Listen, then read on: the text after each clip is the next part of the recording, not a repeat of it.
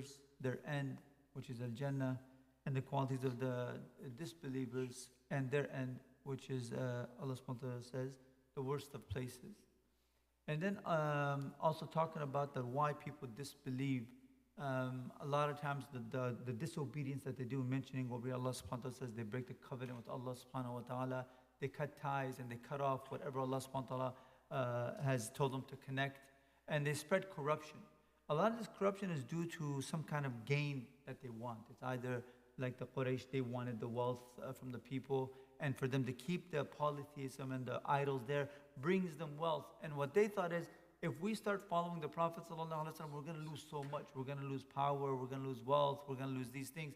These are the fears that they had inside them. Obviously, it's not true, but these are the things that they had. And Allah subhanahu wa ta'ala says right after that it's Allah who gives the sustenance.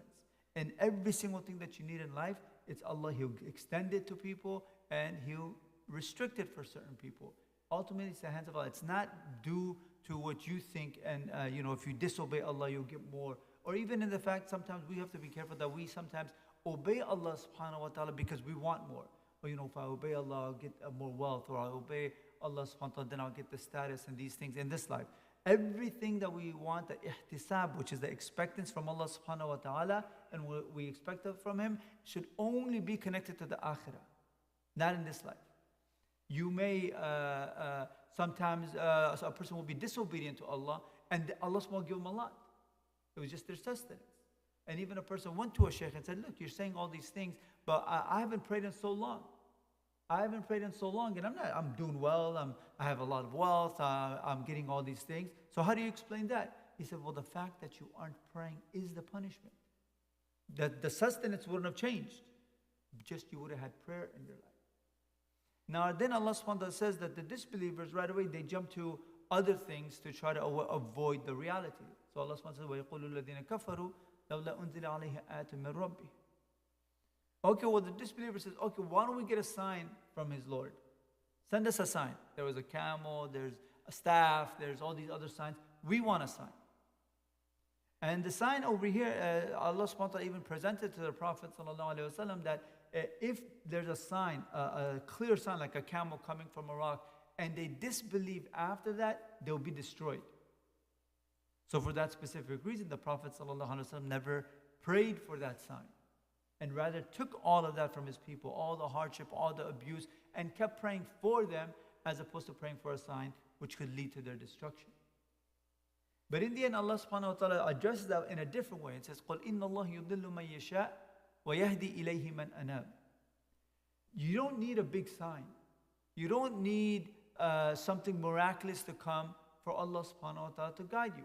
First of all, there were people that saw these signs. They literally saw a camel come out of a rock. They literally saw the staff of Musa alayhi salam. They saw so many miracles.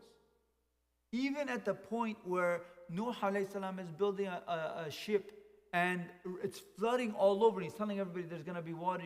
You have to come to the ship. Even his own son, who's on the mountain, and he sees this huge scene of water everywhere. The only thing that's floating is Nuh alayhi salam. Some of it should come and be like, you know what? I think he might be telling the truth. Even that was not enough.